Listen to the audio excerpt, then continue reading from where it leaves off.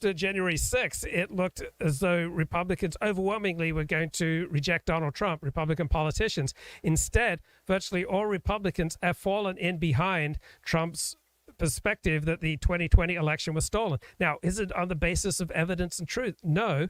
They got a sophisticated reinterpretation of Trump's claims, which made the point that voting regulations were changed and not by legislatures prior to the 2020 election. So they found a sophisticated, tenable way of falling in behind Trump's line, which unites people on the right. And it has absolutely nothing to do with the empirical truth of what they're saying, just like the power of Christianity or Judaism or some yoga cult does not depend upon the empirical truth of what they state their tenets are. So saying that you're opposed to abortion is a much nicer way of saying I hate black people. I don't think it's quite that. The thing of it is this: I have been called a racist, not so much by people on the woke left, but by hardcore quote unquote pro-lifers. These people, by and large, are fanatically anti-racist, and they make arguments they'd expect to hear from the woke left, but they're just thrown into this anti-abortion perspective with some obviously changes from the typical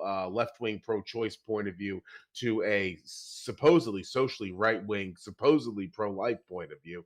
And the people on the quote unquote right today who are anti-abortion are all about black rights and the white man oppressing the black man through abortion, black genocide through abortion, which is promoted by Margaret Sanger, who actually disliked abortion and advocated against it. Go figure. But today's anti-abortion folks definitely are not motivated, generally speaking, by some animus toward blacks. They are, if anything, Afro-Amero philic. Well, let me challenge you. Let me challenge you on that. Do you think that most people who want to make abortion illegal vote Republican? Of course not. Okay. I mean, of course they do. Of course. Okay, so they are dominantly on the right. Generally speaking, John Derbyshire made this elementary point. There are tens of millions of Americans who don't much care for black people, and these people overwhelmingly vote Republican. Yeah, but the people who are very committed to the anti-abortion cause, the activists who can't stop talking about it, they, number one, they support abortion's ouster because they say, and they really believe this, that abortion is anti-black and that they are fighting as part of a new quote-unquote civil rights movement. If you want to have a population that's more traditional, I'll put it that way in the U.S., abortion is a great way of getting it, considering who gets the abortions, the demographics of who gets the abortions. And I talk about the demographics of who gets abortions quite a lot, and there are many different ways of putting it. But speaking specifically about ancestry, if you want things to go back to the way they used to be, abortion is a way of having that done because of who gets the abortions. There would be a certain group that would be much more numerous today if not for abortion. And for people who are anti-abortion to claim that, for people who are anti-abortion to actually dislike blacks and vote Republican and oppose abortion rights out of some way of not being able to voice their dislike for American blacks doesn't make any sense, because what they're advocating for regarding abortion is something that would make the black population grow exponentially, which is to say banning abortion nationwide. Right, but people's adaptations don't have to make rational sense. People have these inchoate reactions to the world around them, and that's what drives their politics. I mean, I think you'd agree with me that tens of millions of Americans don't particularly care for black people, and that most of these people who vote of that group do vote Republican. Certainly, they do. I don't disagree with that at all. I just think that the people who are very passionately anti-abortion, these people would. I'm telling you the truth, Luke, because I have had the terrible misfortune to speak with them at length, and they would rather their girl bring home their young girl, their adult daughter, bring home a black guy who is conforms to very unfortunate stereotypes, but is pro-life, rather than a white fellow who's very upstanding and going places, but is pro-choice. These people believe this shit. They do, and it's quite it's bizarre. It's actually anti-white in its own way.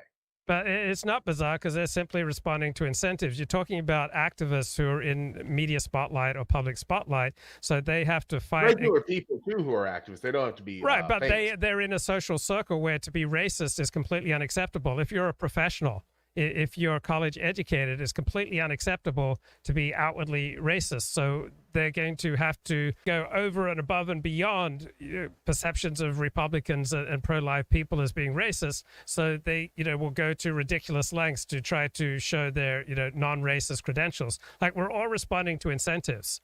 They're responding to incentives. I'm responding to incentives. The reason that these people are saying what seem to be absolutely ridiculous things are perfectly rational adaptations to the set of incentives that they operate under.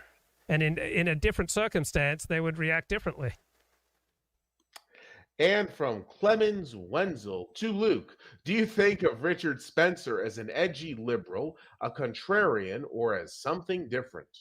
I think of him as a contrarian, as something of a shock jock, as someone who lives to make an edgy take, and I think he's more interesting than 98% of commentators on the alt-right. So yeah, I listen to Richard reasonably regularly, not as a source of truth or wisdom, but just like, oh wow, that's an interesting perspective, one that I never would have thought of. So I find a lot of like entertainment value listening to Richard. I don't see him as a source of wisdom and truth.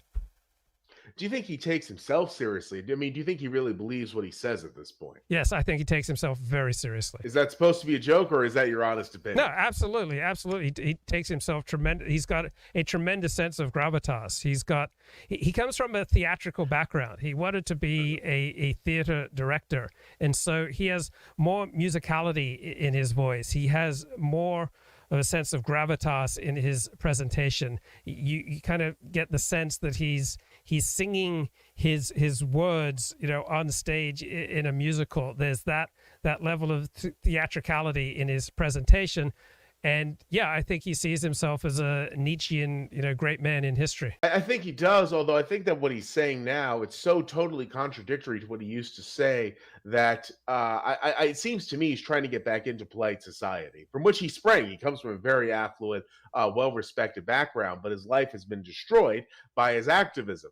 And I think now he really, really wants to go back to the way things were, wants to put the toothpaste back in the tube, and he understands that in order to get back to where he used to be before he became well known politically, he has to conform to what polite society has become, which is wokeness.